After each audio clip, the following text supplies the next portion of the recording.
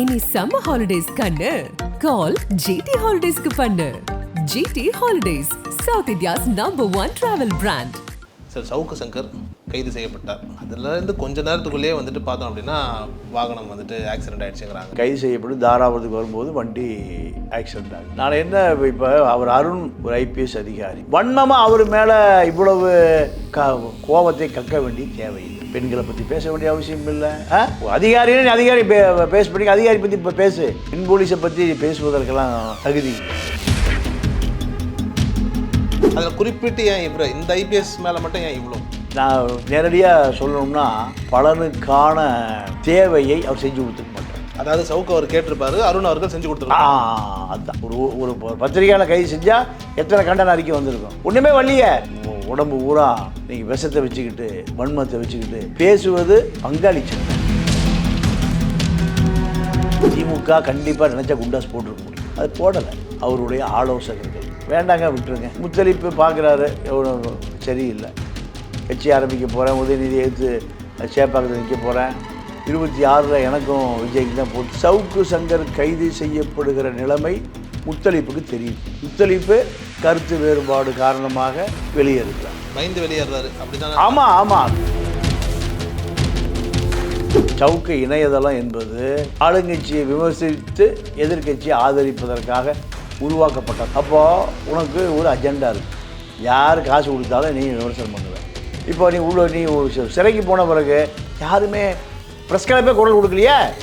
உங்களுக்கு ஊடக பெயரை சொல்லி பணம் சம்பாதிப்பதை தவிர வேறு எந்த நோக்கம் இல்லை.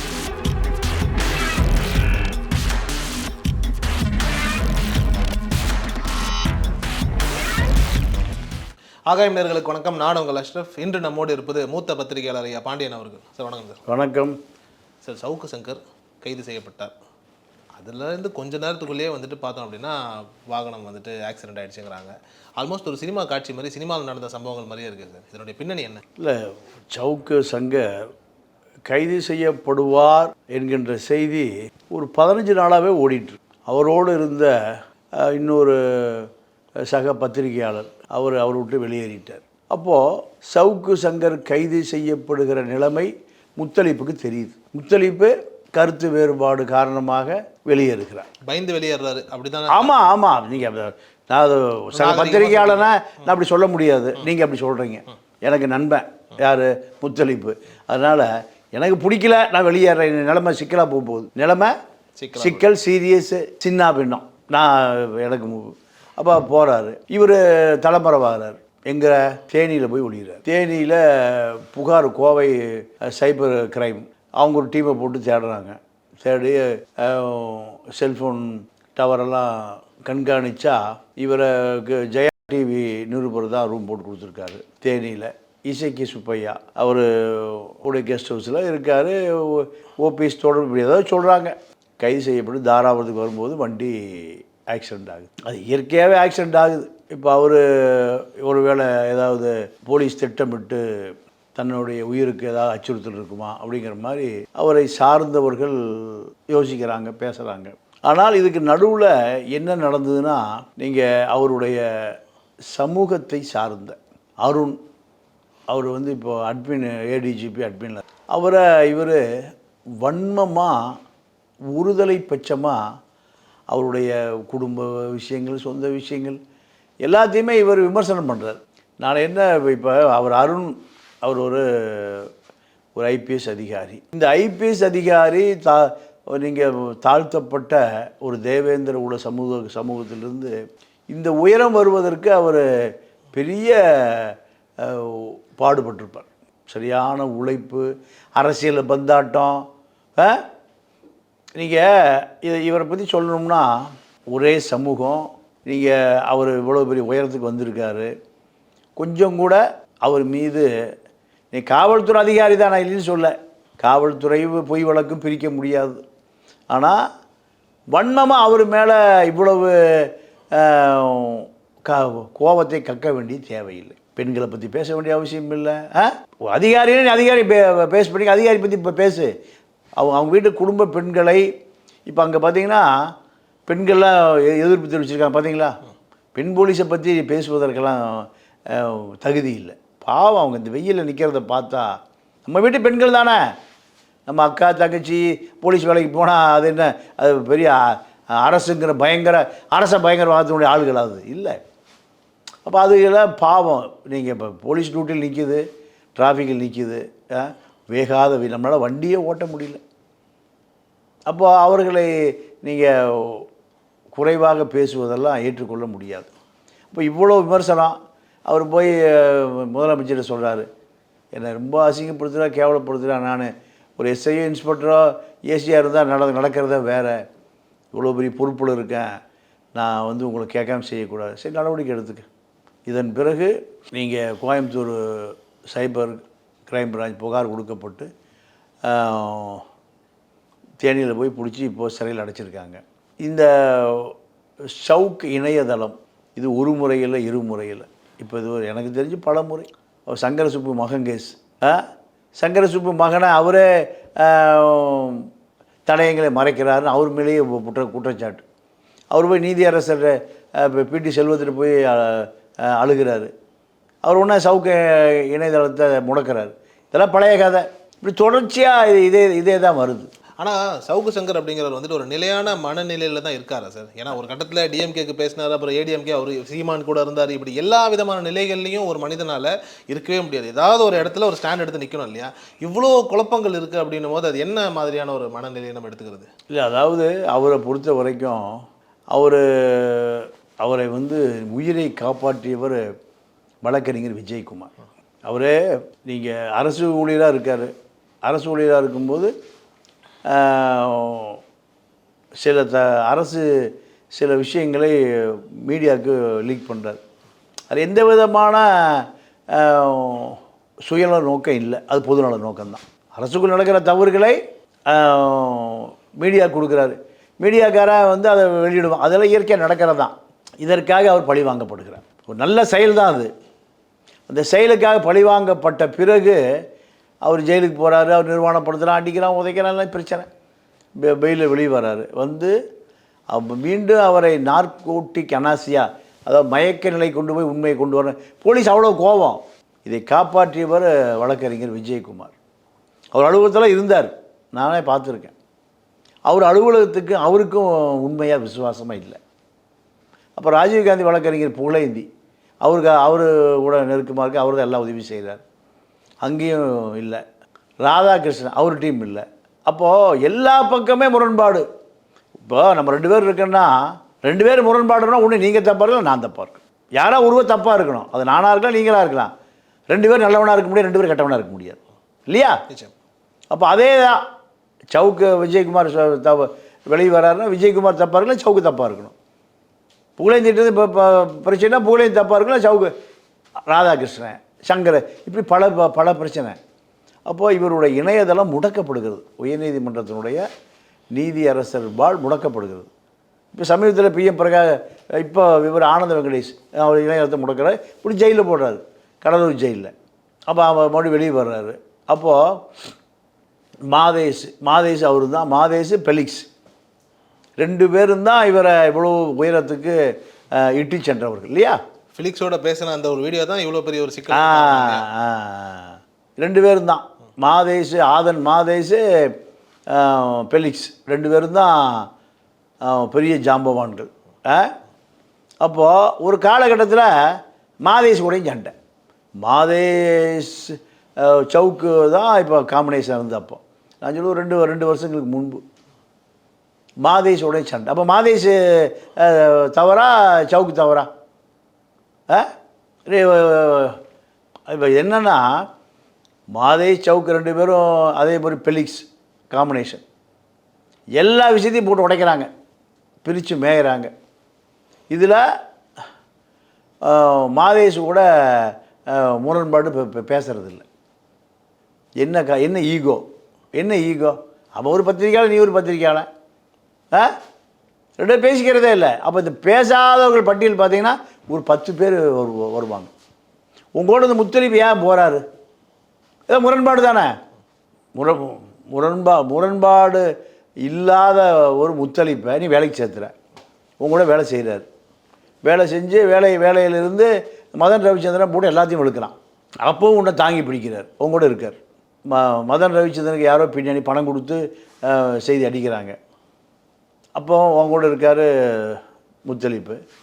முத்தலிப்பு பார்க்குறாரு, சரியில்லை, கட்சி ஆரம்பிக்க போகிறேன், உதயநிதியை எடுத்து சேப்பாக்கத்தில் நிற்க போகிறேன், 26 எனக்கும் விஜய்க்கு தான் போட்டி, ரைட் இருந்துட்டு போங்க, அரசியல் யார் வேணால் வரலாம், யார் வேணால் சேப்பாக்கத்தில் நிற்கலாம், சேப்பாக்கத்தில் யாரும் எழுதியெல்லாம் கொடுக்கல. முத்தலிப்பு வெளியே போகிறாருன்னா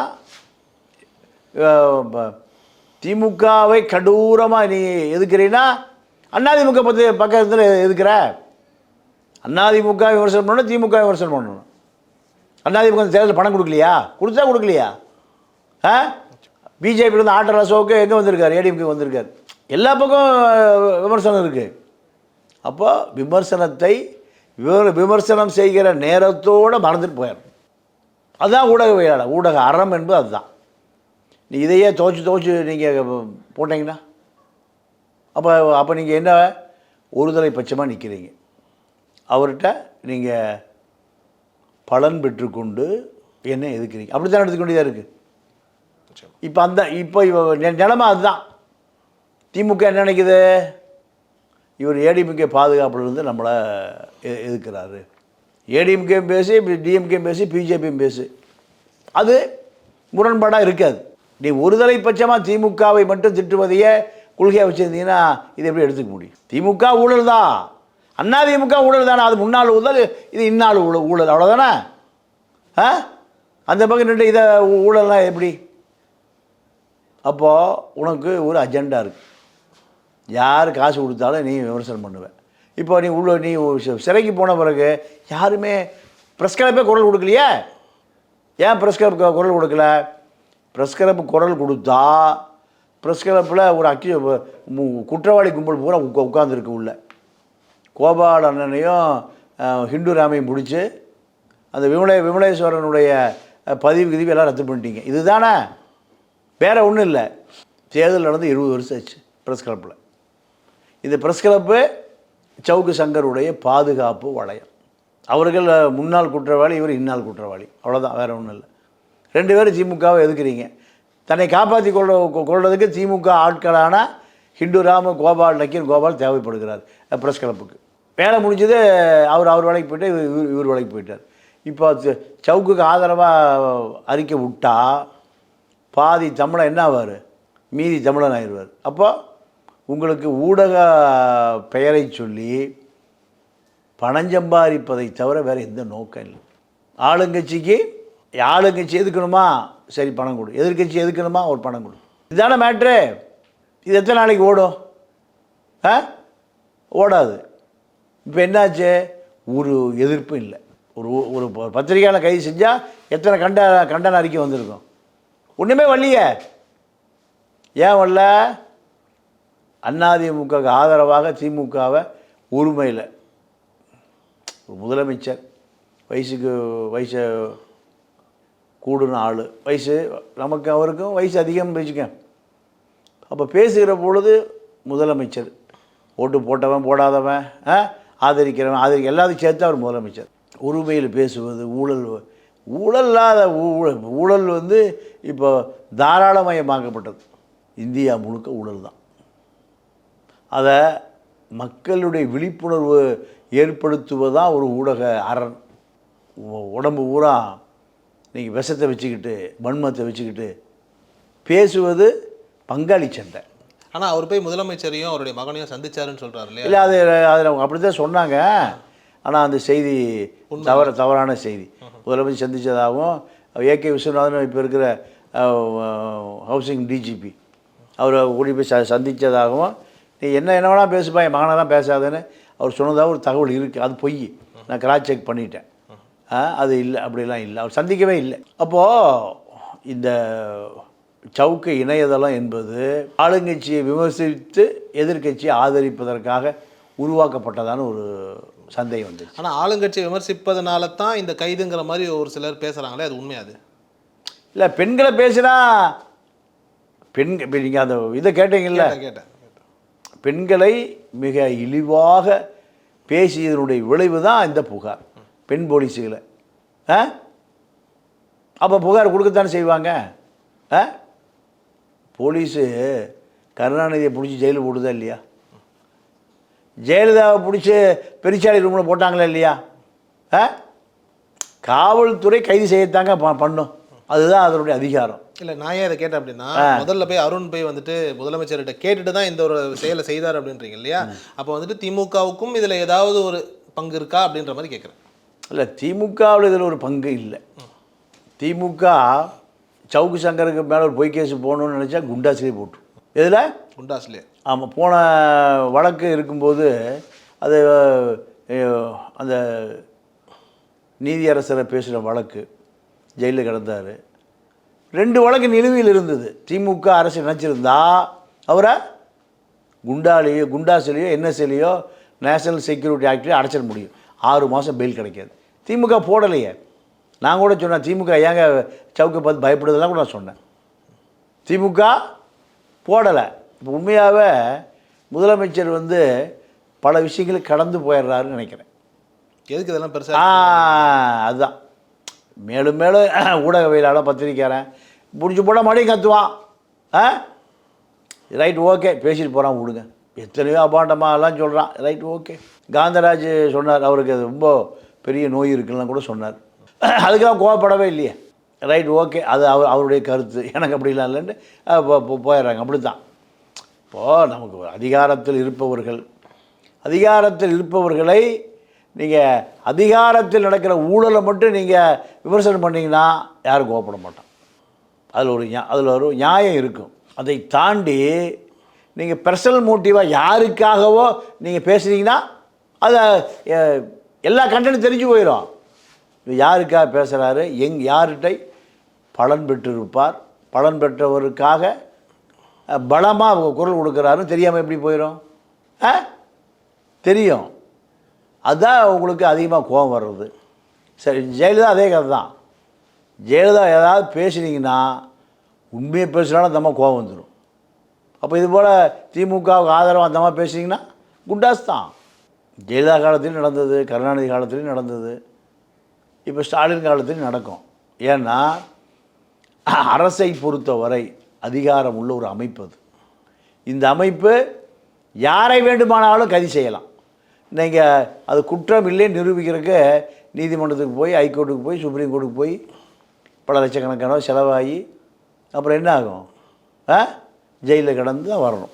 ஆனால் ஒரு முன்னாள் கிளர்க்கை பார்த்து ஒரு ஆளும் கட்சி பயந்து அதுக்காகலாம் குண்டாஸ் போகிறதுக்கான சாத்தியம் உண்டா? இல்லை, அதுக்கெல்லாம் வாய்ப்பு இல்லை. அப்படி தான் போன முறையே போட்டிருக்கணுமே. கடலூர் ஜெயில் இருக்கும்போதே திமுக கண்டிப்பாக நினச்சா குண்டாஸ் போட்டிருக்க முடியும். அது போடலை. ஏன்னா அது அவருக்கு அவருடைய ஆலோசகர்கள் வேண்டாங்க, விட்டுருங்க. இல்லை, போட்டே ஆகணுங்க. 2 விஷயம் இருக்குது. அவருக்கு ரொம்ப நெருங்கிய ஐஏஎஸ் அதிகாரிகள் சில வேண்டாம், விட்டுருங்க. இதனால தான் அது தவிர்க்கப்பட்டது. இப்போது இந்த பெண்களை இழிவுபடுத்தி பேசியது, பெண் போலீஸை இழிவுபடுத்தி பேசியதெல்லாம் நீங்கள் திமுக அரசியல் அவர்கள் இருப்பதுனால அவர்கள் இழிவுபடுத்துவதற்கு இவருக்கு யார் உரிமை கொடுத்தது? அது எல்லை கடந்த விஷயம், அது அளவு கடந்த விஷயம். பெண்களை பேசுவதற்கு இதில் என்ன இருக்குது? நீங்கள் அவர் அருணை, அவர் உன்னுடைய சமூகம் தாயா? நீ போராடி மேலே வந்த மாதிரி தானே கொப்பா இறந்து அந்த பதவி உனக்கு கிடைச்சிது. ஒரு அடித்தட்டு சமூகத்தில் இருக்கிற ஒருவர் போராடி மேலே வர்றதுங்கிறது எவ்வளோ போராட்டத்தை சந்திக்க வேண்டியிருக்கு. எத்தனை பெரியார், எத்தனை அம்பேத்கர், எத்தனை ஜீவா, எத்தனை பேருடைய போராட்டம் இதுக்கு பயன்பட்டுருக்கு. சமூக நீதி ரிசர்வேஷன் ஒரு தாழ்த்தப்பட்ட சமூகத்தை கஷ்டப்பட்டு உழைச்சி படித்து, அப்போது நீ மிக மனிதாபிமானமே இல்லாமல் மலிவாக அதை விமர்சனம் பண்ணுவதை மனிதாபிமானம் உள்ள யாரும் ஏற்றுக்கொள்ள முடியாது. ஆனால் சவுக்கு அவர்களுக்கு அருண் மேலே இவ்வளோ வன்மம் இருக்கிறது என்ன காரணம்? அதாவது திமுக மீது வன்மம், திமுக மீது வன்மம். அதில் குறிப்பிட்டு ஏன் இந்த ஐபிஎஸ் மேலே மட்டும் ஏன் இவ்வளோ? அதாவது நான் நேரடியாக சொல்லணும்னா, ஏதாவது பலனுக்கான தேவையை அவர் செஞ்சு கொடுத்துருக்க மாட்டார். அதாவது சவுக்கு அவர் கேட்டிருப்பாரு, அருண் அவர்கள் செஞ்சு கொடுத்துருக்காங்க. அதுதான், வேற ஒன்றுமே இருக்காது. இதுதான் நான் அது சொல்லக்கூடாதுன்னு பார்த்தேன். எப்படியா திமுக பேசுகிறவர் எப்படி அவர் செய்வார்? எல்லா பத்திரிகையாளருமே எனக்கு தெரிஞ்சு காவல்துறையை பயன்படுத்திக்கிறாங்க. டிரான்ஸ்ஃபர், நில அபகரிப்பு. காவல்துறை வந்து இந்த திராவிட இயக்கம் வந்த பிறகு காவல்துறை ஊடகவியலாளரை பார்த்து பயப்படுது. ஏன்? அவன் சில தவறுகளை இவன் எக்ஸ்கியூஸ் பண்ணிடுவான். அதனால் என்னை எக்ஸ்கியூஸ் பண்ணாத, உனக்கு செஞ்சு கொடுத்தாரு. ஆனால் இப்படி ஒரு சிஸ்டம் இருந்துச்சு அப்படின்னாலே அந்த ஊடகவியலாளரே ஒரு நேர்மை இல்லாதவராகவே மாறிடுறாரு இல்லையா? அப்படி எனக்கு தெரிஞ்சு 5 கோடி ரூபா வாங்கிட்டு ஊர் பக்கம் போன ஊடகவியலாளர் எனக்கு தெரியும். இந்த பணம் வாங்கி கொடுக்குற ஒரு மீடியேட்டர் ஒரு நுங்கம்பாக்கத்தில் ஒரு வீடே கட்டிட்டார், விலைக்கே வாங்கிட்டார். மீடியேட்டர், பணம் வாங்கி கொடுக்குற மீடியேட்டர். ஹார்டோஸ் கிளப்னு ஒரு கிளப்பு இருந்தது. அந்த கிளப்பு அந்த இடத்து உரிமையாளர்கிட்டருந்து கைப்பற்றி இன்னொரு ஆள் கையில் வருவதற்கு எத்தனை பாவங்களை செஞ்ச பத்திரிகையாளர் எனக்கு தெரியும். பாவங்களை செய்த பத்திரிகையாளர்லாம் தெரியும். ஒரு பத்திரிகை ஆஃபீஸில் நான் சொல்கிற அந்த புரோக்கர், குண்டு புரோக்கர் போய் பத்திரிகை ஆஃபீஸில் உட்காந்து வேலை செய்கிறவனை மிரட்டுறதெல்லாம் எனக்கு தெரியும். ஓப்பனதெல்லாம் பேச முடியாது, பேச வேண்டிய தேவை வந்தால் பேசித்தான் ஆகணும். நான் அதாவது சில விஷயங்களை இலைமறைவு காய்மறைவாக சொல்கிறதுக்கு ஊடகவியலாளர் சொல்கிறதுக்கு காரணம், சில தவறுகள் செஞ்சுருக்கான், தவறுகளை திருத்திக் கொள்வதற்கு ஒரு வாய்ப்பு. எக்ஸ்போஸ் பண்ணி விட்டோம்னா அவன் திருத்தவே முடியாது. அவனுக்கு ஒரு அக்மார்க் சீல் குத்தப்பட்டு விடும். அதனால தான் நான் பட்டும் படாமல் சொல்கிறேன். நானும் 30-35 வருஷமாக பல கதைகளை பார்த்துருக்கேன். தலைமைச் செயலகத்தில் உட்கார்ந்து நடக்கிற பல கூத்துக்களை, கமிஷன் ஆஃபீஸில் இந்த ஊடகவியலாளர் செய்கிற அயோக்கியத்தனம், கமிஷன் ஆஃபீஸில் செக்ரட்டேரியட்டில் உயர்நீதிமன்ற பத்திரிகையாளர் அறையில் உட்காந்து சேம்பருக்கு போய் பண்ணுற அயோக்கியத்தனம்லாம் எனக்கு தெரியும். இங்கே தமிழ் பத்திரிக்கை, அங்கே ஆங்கில பத்திரிக்கை. எங்கே? ஹைகோர்ட்டில். கமிஷன் ஆஃபீஸில் ஒரு பெரிய பவர் சென்ட்ரு, செக்ரட்டேரியட்டில் ஒரு பவர் சென்ட்ரு, அதே போல் ஹைகோர்ட்டில் ஒரு பவர் சென்ட்ரு. ஊடகவியலாளர்கள் ப்ரெஸ் கிளப்புக்கு முன்னாடி, வீட்டுக்கு முன்னாடி கார் நிறுத்த முடியாது, ஒரு 10 கார் ப்ரெஸ் கிளப்புக்கு அந்த பாலத்துக்கு நிறுத்தி வச்சிருக்கு. அதில் எப்படி வந்தது? எல்லாம் சட்டவிரோதமாக சம்பாதிக்கிறதான். பத்திரிக்கையே இல்லாத பாதி பேர் பத்திரிகையாளர் சங்கம் வச்சுருக்கான். இப்போ தான் அந்த சிக்கெல்லாம் ஒட்டக்கூடாதுப்பா. புகார் தொடர்ந்து புகார் போகுது. ஆடு மேய்க்கிறவன், மாடு மேய்க்கிறவன், சுண்டல் வைக்கிறவன், எல்லாம் புரோட்டா வைக்கிறவன் போல எல்லாம் ப்ரெஸ் ஸ்டிக்கர் ஒட்டிக்குவான். போலி சங்கங்கள் என்ன பண்ணுறான், பதிவு பண்ணி இப்போது ஒரு ஐடி கார்டு, ஒரு ப்ரெஸ் ஸ்டிக்கரு 5000 ரூபா. வியாபாரம் எப்படி இருக்குன்னு பாரு. அவன் ஊடகவியலாளர் அல்ல, ஒரு சங்கத்தை பதிவு பண்ணிவிட்டு நான் பார்த்தேன். ஆசியா பசிபிக் ஊடகவியலாளர் சங்கமா, Asia Pacific global press club, global, செவ்வாய் கிரகம், சந்திர மண்டலம், யுரேனஸ், நெப்டியூன். கேவலமாக இருக்குது, எல்லாம் கேவலம். நீங்கள் நேற்று ஒரு செய்தி, ஒரு விஓ தற்கொலை பண்ணி செத்து போயிட்டார் உடுமலைப்பேட்டையில். என்ன கேட்டால் ஒரு பத்திரிக்கையாளர் மாதம் 10,000 ரூபா கேட்குறான். அந்த விஓ நேர்மையான விஓ கொடுக்க மாட்டேங்கிறான்.